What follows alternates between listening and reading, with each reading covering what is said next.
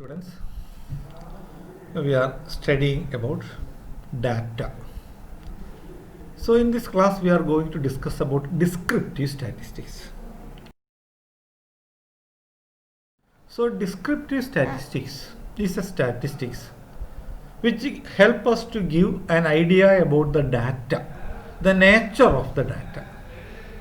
അപ്പോൾ ഡാറ്റ അപ്പോൾ നമ്മൾ ടേബിളിലേക്ക് മാറ്റി. നമ്മളിതുവരെ നമ്മളെന്താ പഠിച്ചത്? നമ്മൾ ക്വസ്റ്റ്യനെയറിൽ കളക്ട് ചെയ്ത ഡാറ്റ നമ്മൾ ടാബുലേഷൻ നടത്തി ടേബിളുകളിലേക്ക് മാറ്റി.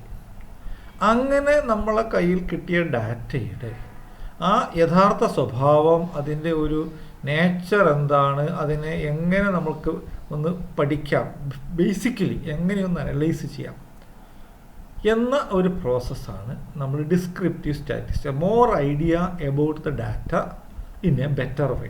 ഡാറ്റയുടെ സ്വഭാവം എങ്ങനെയാണ്, അതിന് നമ്മൾ യൂസ് ചെയ്യുന്ന ചില പ്രധാന ടെക്നിക്സ് ഉണ്ട്. അതിൽ ഏറ്റവും പ്രധാനപ്പെട്ട ഒന്നാണ് മെഷേഴ്സ് ഓഫ് സെൻട്രൽ ടെൻഡൻസി. നമ്മൾ പഠിച്ചിട്ടുള്ളതാണ്. So they are known as averages representing the data. ആ ഡാറ്റയെ റെപ്രസെൻറ്റ് ചെയ്യുന്ന ഒരു ഫിഗർ ആണെന്തെന്ന് പറയുന്നത് ആവറേജ്. മോസ്റ്റ് റെപ്രസെൻറ്റേറ്റീവ് ഫിഗർ, അതാണ് ആവറേജ്. അപ്പം ഈ ആവറേജിനെ ചുറ്റിപ്പറ്റിയായിരിക്കും എന്തുണ്ടാവുക, ഈ ഡാറ്റ ഉണ്ടാവുക. ഫോർ എക്സാമ്പിൾ, ഇപ്പോൾ നമ്മൾ ഒരു ക്ലാസ്സിലെ കുട്ടികളുടെ മാർക്ക്, ഇപ്പോൾ ഒരു വിഷയത്തിൻ്റെ മാർക്ക് 100-ലാണ്. 15 മാർക്ക് കിട്ടിയ കുട്ടി ഉണ്ടാവും, 30 മാർക്ക് കിട്ടിയ കുട്ടി ഉണ്ടാവും, 50 മാർക്ക് കിട്ടിയ കുട്ടി ഉണ്ടാവും, 90 മാർക്ക് കിട്ടിയ കുട്ടി ഉണ്ടാവും. ഇതിൻ്റെ ആവറേജ് എടുക്കുന്നത് ഫോർ എക്സാമ്പിൾ 53. അപ്പം 53-നേക്കാൾ കൂടിയ കുറേ ഐറ്റംസ് ഉണ്ടാവും, 53 കുറഞ്ഞ കുറേ ഐറ്റംസ് ഉണ്ടാവും. അപ്പോൾ മെഷേഴ്സ് ഓഫ് സെൻട്രൽ ടെൻഡൻസി അതൊന്ന് മീനാണ്. മീൻ നമുക്കെല്ലാം അറിയാം, അരിത്തമാറ്റിക് മീൻ. ഇതാണ് ടോട്ടൽ സിഗ്മയെ നമ്പർ കൊണ്ട് ഡിവൈഡ് ചെയ്യാം. സിഗ്മയെ നമ്പർ കൊണ്ട് ഡിവൈഡ് ചെയ്യാം. അപ്പോൾ അങ്ങനെ കിട്ടുന്നതാണ് എക്സ് ബാർ അല്ലെങ്കിൽ മീൻ.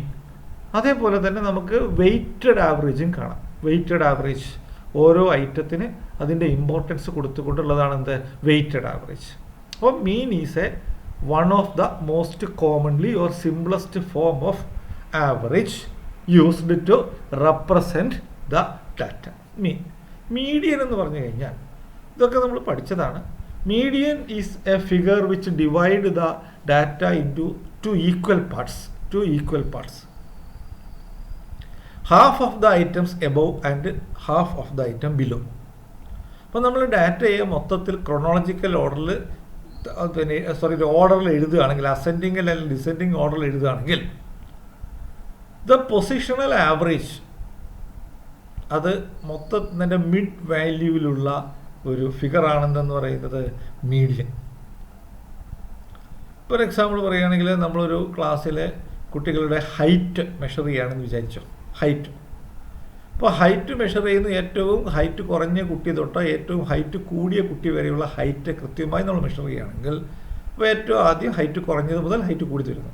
അപ്പോൾ അതിൽ ഏറ്റവും നടുക്കുള്ള മിഡിൽത്തെ ഐറ്റം, അതിനാണ് നമ്മൾ മീഡിയൻ എന്ന് പറയുന്നത്. അപ്പോൾ arrange the data into two equal parts. അപ്പോൾ നമ്മളതിൻ്റെ കാര്യമുണ്ട്, we have to arrange the data into ascending or descending order. അപ്പോൾ അതൊരു പൊസിഷണൽ ആവറേജ് ആണ്. അത് യൂസ് ചെയ്യുന്നത് പൊസിഷണൽ ആവറേജ് ആണ്. ഇപ്പോൾ സോഷ്യോളജിക്കൽ റിസർച്ച് അങ്ങനെയുള്ള മേഖലയിലൊന്നും നമുക്കത് എന്ത് ചെയ്യാൻ പറ്റില്ല, അത് യൂസ് ചെയ്യാനായിട്ട്. അത് median is not used when items have relative importance and not used in sampling statistics. അപ്പം നമ്മളിപ്പോൾ IQ മെഷർ ചെയ്യുന്നു അല്ലെങ്കിൽ അതുപോലത്തെ കാര്യത്തിനൊക്കെ അത് ഉപയോഗിക്കാൻ പറ്റും.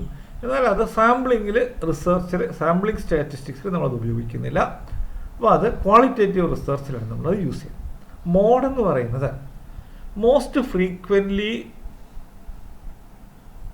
ഒക്കറിങ് ഒബ്സർവേഷൻ, ഏറ്റവും കൂടുതൽ റിപ്പീറ്റ് ചെയ്യുന്ന, ഏറ്റവും കൂടുതൽ ആവർത്തിക്കുന്ന ഐറ്റമാണെന്ന് പറയുന്നത് മോഡ്. ഇപ്പം നമ്മൾ ഫോർ എക്സാമ്പിൾ ഷൂസ് ഉണ്ടാക്കുന്ന കമ്പനിയാണെന്ന് വിചാരിച്ചോളൂ. അപ്പോൾ അവർ മീഡിയം തൊട്ട് ലാർജ് അങ്ങനെ ഉണ്ട്. അപ്പോൾ ഏറ്റവും കൂടുതൽ സൈസ് ഫോർ എക്സാമ്പിൾ 10 ആണെന്ന് വിചാരിച്ചോ. 10 ഇഞ്ചിൻ്റെ ചെരുപ്പാണ് ഏറ്റവും കൂടുതൽ ഡിമാൻഡ്. അപ്പോൾ മോഡൽ സൈസ് എന്ന് പറയുന്നത് 10 ഇഞ്ചാണ്. അപ്പം മോസ്റ്റ് പോപ്പുലർ സൈസ്. അപ്പം the positional average and not affected by extreme values. അതെന്താണ്, അത് ഏറ്റവും റിപ്പീറ്റ് ചെയ്യുന്ന. അതിൻ്റെ കൂടെ തന്നെയാണ് ജോമെട്രിക് മീൻ. നമുക്കറിയാം nth root of the product of values of n times in a given series. nth root. അപ്പോൾ നമ്മൾ അതിൻ്റെ ഇക്വേഷൻ നമുക്കറിയാം. ഇക്വേഷൻ ഞാൻ അവിടെ എഴുതിയിട്ടില്ല. ഹാർമോണിക് മീൻ എന്ന് പറഞ്ഞാൽ reciprocal of the average of reciprocals of the values of items of a series, harmonic mean. അപ്പോൾ മീൻ എന്ന് പറയുന്നത് നമ്മൾ മനസ്സിലാക്കിയാൽ മതി, ആവറേജ് എന്ന് പറയുന്നത് it is A representative value. അപ്പോൾ നമ്മളെ കയ്യിലുള്ള മൊത്തം ഡാറ്റയെ റെപ്രസെൻറ്റ് ചെയ്യുമ്പോൾ നമ്മൾ ഇൻകം, നമ്മളടുത്ത് 700 ആൾക്കാരുടെ ഇൻകം ഉണ്ട്. ആ 700 ആൾക്കാരുടെ ഇൻകം നമുക്ക് റെപ്രസെൻറ്റേറ്റീവ് ഫിഗറായിട്ട് കാണണമെങ്കിൽ 700 എണ്ണം കൂടെ ആഡ് ചെയ്തിട്ട് ഡിവൈഡഡ് ബൈ 700 കൊണ്ട് ഹരിക്കുക. So we will get the average income. മനസ്സിലായല്ലോ? അപ്പോൾ അങ്ങനെ റെപ്രസെൻറ്റേറ്റീവ് ഫിഗറാണ് ആവറേജ്. അടുത്തെന്താണ് ഡിസ്പെർഷൻ. അപ്പോൾ നമ്മൾ ഈ ഡാറ്റ ആവറേജ് കണ്ടു. Then we want to identify how the items are deviated from the average. ആവറേജിൽ നിന്ന് എത്ര അകലത്തിലാണ് ഈ ഐറ്റംസ്, ഈ ഓരോരോ ഇൻഡിവിജ്വൽ ഐറ്റംസും കിടക്കുന്നത്. Single item about data but does not reveal the entire story of the data. അപ്പോൾ അത് സ്പ്രെഡ് ഓർ സ്കാറ്റർനെസ്, ഇതിന് എത്രത്തോളം നിരന്ന് കിടക്കുന്ന, എത്രത്തോളം ഇത് പടർന്ന് കിടക്കുന്നു എന്നുള്ളത് നമുക്കറിയില്ല. അതറിയാനായിട്ട് നമ്മൾ യൂസ് ചെയ്യുന്ന ടെക്നിക്സാണ് റേഞ്ച്. റേഞ്ച് എന്ന് പറഞ്ഞു കഴിഞ്ഞാൽ difference between the values of the extreme items of a series. Extreme ഐറ്റംസിൻ്റെ അത് തമ്മിലുള്ള ആ ഒരു difference between the values of extreme items, it will be affected greatly by fluctuations of the items. അപ്പോൾ for example ആ 2 ഉണ്ട്, 99 ഉണ്ട്. അപ്പോൾ ഒരു ക്ലാസ്സിലെ കുട്ടികളുടെ മാർക്ക് ഫോർ എക്സാമ്പിൾ. അപ്പോൾ ആ 2 എണ്ണത്തിൻ്റെ ഡിഫറൻസ്, അതാണ് എന്തെന്ന് പറയുന്നത് മീൻ ഡീവിയേഷൻ എന്ന് പറയുന്നത്. Difference of the values of items from some average of the series. അപ്പം നമ്മൾ ആവറേജിൽ നിന്ന് ഉള്ള മീനിൽ നിന്നുള്ള ഓരോ ഐറ്റത്തിൻ്റെ ഡീവിയേഷൻ എത്രത്തോളം ഉണ്ടോ അത് മെഷർ ചെയ്യണം. അപ്പോൾ അത് മീൻ ഡീവിയേഷൻ നമ്മൾ കാൽക്കുലേറ്റ് ചെയ്യും. എന്നിട്ട് നമ്മൾ എന്ത് ചെയ്യുന്നു, നമ്മൾ സൈൻ പോസിറ്റീവും നെഗറ്റീവും നമ്മൾ അവോയ്ഡ് ചെയ്യും. ഫോർ എക്സാമ്പിൾ മീൻ 50 ആണെന്ന് വിചാരിച്ചോളൂ, 30 കൊണ്ട് 60 ഉണ്ട്. 30 - 50 ശരിക്കും -20 ആവാനായിട്ടത്, നമ്മൾ മൈനസ് എടുക്കത്തില്ല. ഓക്കെ, അതാണ് അതിൻ്റെ ഒരു മെയിൻ ഡിസഡ്വാൻറ്റേജ്. ഈ സ്റ്റാൻഡേർഡ് ഡീവിയേഷൻ എന്ന് പറഞ്ഞു കഴിഞ്ഞാൽ ഇത് വളരെ പ്രധാനമായിട്ടുള്ള most widely used measure of ഡിസ്പെർഷനാണ്. അപ്പോൾ it is defined as the square root of the average of squares of deviation. നമ്മൾ ആ സൈനിൻ്റെ പ്രശ്നം ഒഴിവാക്കാൻ വേണ്ടി സ്ക്വയർ റൂട്ട് കാണണം, സ്ക്വയർ റൂട്ട്. അപ്പോൾ deviations for the values of individual items in a series are obtained from arithmetical average. നമ്മൾ ആ സൈനിൻ്റെ പ്രശ്നം ഒഴിവാക്കാനായിട്ട് നമ്മൾ എന്ത് ചെയ്യുന്നു, അതിൻ്റെ സ്ക്വയർ കാണുന്നു, എന്നിട്ട് അതിൻ്റെ സ്ക്വയർ റൂട്ട് നമ്മൾ കാണും. അങ്ങനെ കാണുമ്പോൾ നമ്മൾ യൂസ് ചെയ്യുന്ന വളരെ പ്രധാനപ്പെട്ട ഒരു ഒരു ടൂളാണ് കോഎഫിഷ്യൻ്റ് ഓഫ് വേരിയേഷൻ.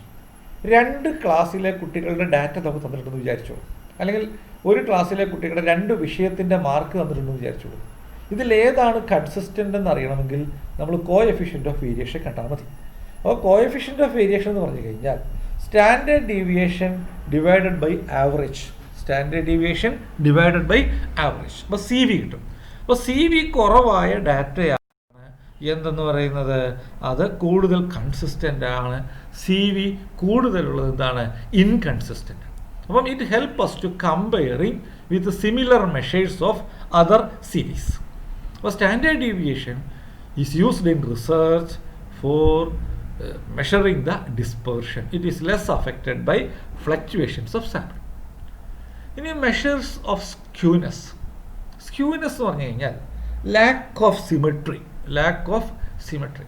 ഇപ്പോൾ നമ്മളൊരു ഡാറ്റയെ നമ്മളൊരു ഒരു പേപ്പറിൽ പ്ലോട്ട് ചെയ്യുന്ന സമയത്ത്, ആ പ്ലോട്ട് ചെയ്യുന്ന സമയത്ത് അതിൻ്റെ എന്താ പറയുക ഷേപ്പ്, ഒരു നോർമൽ ബെൽ ഷേപ്ഡ് ആണ് വരേണ്ടത്, ബെൽ ഷേപ്ഡ്. അപ്പോൾ നമ്മൾ അതിൻ്റെ സിമെട്രി, അതായത് നമ്മൾ ആ ഡാറ്റയെ 2 ഈക്വൽ പാർട്ടായിട്ട് ഡിവൈഡ് ചെയ്യാൻ പറ്റുമോ എന്ന് നമ്മൾ നോക്കണം. അപ്പോൾ it gives the idea about the shape of the distribution. Shape, അതായത് ഷേപ്പ് എന്ന് പറയുന്നത് ഹിസ്റ്റോഗ്രാമിൽ നമ്മൾ മെഷർ ചെയ്യുകയാണെങ്കിൽ നമുക്കത് കിട്ടും. അപ്പോൾ മീൻ, മീഡിയൻ ആൻഡ് മോഡ് അത് ഈക്വൽ ആണെങ്കിൽ, നമുക്കറിയാം ബോത്ത് സൈഡ്സ് ഉള്ള ഐറ്റംസ് ഈക്വൽ ആണ്. എന്നാൽ മീൻ, മീഡിയൻ, മോഡ് ഈക്വൽ അല്ലെങ്കിൽ അത് ഒരു സൈഡിലേക്ക്, ലെഫ്റ്റ് സൈഡിലേക്കോ റൈറ്റ് സൈഡിലേക്കോ ചെരിഞ്ഞിരിക്കും, സ്ട്രെച്ച് ചെയ്തിരിക്കും. അപ്പം when the curve is stretched towards right side more, നമ്മളതിനെ പോസിറ്റീവ് സ്ക്യൂനെസ് എന്ന് പറയും. റൈറ്റ് സൈഡിലേക്കാണെങ്കിൽ പോസിറ്റീവ് സ്ക്യൂനെസ്. എന്നാൽ അത് ലെഫ്റ്റ് സൈഡിലേക്കാണ് മൂവ് ചെയ്തിരിക്കുന്നതെങ്കിൽ, ചെരിഞ്ഞിരിക്കുന്നതെങ്കിൽ, അത് നമ്മൾ എന്താ പറയുക, നെഗറ്റീവ് സ്ക്യൂനെസ്. അപ്പം സ്ക്യൂനെസ് എന്ന് പറയുന്നത് നമ്മുടെ ഡാറ്റയുടെ ഷേപ്പിനെ മെഷർ ചെയ്യുന്നതാണ് എന്ത്, സ്ക്യൂനെസ്. അത് ലെഫ്റ്റ് സൈഡിലേക്കാണെങ്കിൽ നമ്മളത് പോസിറ്റീവ് സ്ക്യൂനെസ് എന്നും, റൈറ്റ് സൈഡിലേക്കാണെങ്കിൽ പോസിറ്റീവ് സ്ക്യൂനെസ് എന്നും, ലെഫ്റ്റ് സൈഡിലേക്കാണെങ്കിൽ നെഗറ്റീവ് സ്ക്യൂനെസ് എന്നും പറയും. ഇനി കർട്ടോസിസ് എന്ന് പറഞ്ഞു കഴിഞ്ഞാൽ അതായത് flatness or peakedness of the distribution. നമ്മൾ അതിൻ്റെ ഒരു സ്വഭാവം, അത് പ്ലാറ്റിക്കട്ടിക് എന്ന് പറഞ്ഞാൽ ഏറ്റവും പരന്നതാണ്. മെസോക്രട്ടിക് എന്ന് പറഞ്ഞാൽ മീഡിയം പീക്ക്, അതിൻ്റെ ഹൈറ്റ് മീഡിയം ലെവലാണ്. ലെപ്റ്റോക്രട്ടിക് എന്ന് പറഞ്ഞാൽ വളരെ ഉയർന്നതായെന്ന് പറഞ്ഞാൽ എന്താ അർത്ഥം? അതായത് ഈ പറയുന്ന ഹയസ്റ്റ് ഐറ്റംസും ലോവസ്റ്റ് ഐറ്റംസും തമ്മിൽ ഡിഫറൻസ് കൂടുതലാണ്. അപ്പം പീക്കഡ്നെസ് നമ്മുടെ ആ ഗ്രാഫ് ഒരു പേപ്പറിൽ പ്ലോട്ട് ചെയ്യുമ്പം അതിൻ്റെ ഹൈറ്റ് കൂടുതലാണെങ്കിൽ അത് ലെപ്റ്റോക്രട്ടിക്കും, തീരെ കുറവാണെങ്കിൽ അത് പ്ലാറ്റിക്കർട്ടിക്കുമാണ്. ഇനി നമുക്ക് വേറൊരു ടെക്നിക്കാണ് മെഷേഴ്സ് ഓഫ് റിലേഷൻഷിപ്പ്. നമുക്കറിയാം കോറിലേഷൻ. ഇപ്പോൾ ഫോർ എക്സാമ്പിൾ രണ്ട് കാര്യങ്ങൾ നമ്മൾ മെഷർ ചെയ്യാൻ പോവാണ്. For example price of gold and demand of gold, അത് തമ്മിലുള്ള റിലേഷൻ നമ്മൾ മെഷർ ചെയ്യാം. അപ്പോൾ നമുക്ക് പ്രൈസും ഡിമാൻഡും അത് നമ്മൾ കോറിലേഷൻ നമുക്ക് ചെക്ക് ചെയ്യാം. അതല്ലെങ്കിൽ അഗ്രികൾച്ചറിൻ്റെ ഔട്ട്പുട്ടും റെയിൻഫാളും തമ്മിൽ നമുക്ക് വേണമെങ്കിൽ നമുക്ക് കോറിലേറ്റ് ചെയ്യാം. Relation between two variables. എന്താ റിഗ്രഷൻ എന്ന് പറഞ്ഞു കഴിഞ്ഞാൽ estimating one unknown figure from the non figure. നമുക്ക് അറിയാവുന്ന ഒരു ഫിഗറിനെ ഉപയോഗിച്ചുകൊണ്ട് അറിയാത്ത ഫിഗറിനെ എസ്റ്റിമേറ്റ് ചെയ്യുന്നതിനാണ് നമ്മൾ എന്തെന്ന് പറയുന്നത് റിഗ്രഷൻ. ഇത് നമ്മൾ ഈ പറയുന്ന ഡിസ്ക്രിപ്റ്റീവ് സ്റ്റാറ്റിസ്റ്റിക്സിൽ യൂസ് ചെയ്യുന്നതാണ്. പിന്നെ യൂസ് ചെയ്യുന്നതാണ് ഇൻഡെക്സ് നമ്പേഴ്സ്. പിന്നെ ടൈം സീരീസ് നമുക്ക് എല്ലാവർക്കും അറിയാം. ഡാറ്റയെ നമ്മൾ ഒരു പർട്ടിക്കുലർ പീരീഡ് ഓഫ് ടൈമിൻ്റെ ബേസിൽ നമ്മൾ മെഷർ ചെയ്യുന്നതാണ്. അത് സെക്യുലർ ട്രെൻഡുണ്ട്, ഷോർട്ട് ടേം ട്രെൻഡുണ്ട്, ഈ രീതിയിലുള്ളതാണ്. അപ്പോൾ ഇതാണ് ഇതിൻ്റെ ബേസിക് ആയിട്ടുള്ള കുറച്ച് കാര്യങ്ങൾ ഡിസ്ക്രിപ്റ്റീവ് സ്റ്റാറ്റിസ്റ്റിക്സ്. ബാക്കി നമ്മൾ സാമ്പിളിംഗ് സ്റ്റാറ്റിസ്റ്റിക്സ് നമ്മൾ വെക്കേഷൻ കഴിഞ്ഞ് ഓണം കഴിഞ്ഞിട്ട് നമ്മൾ തുടങ്ങുന്നതായിരിക്കും. എല്ലാവർക്കും ഹാപ്പി ഓണം. Thank you.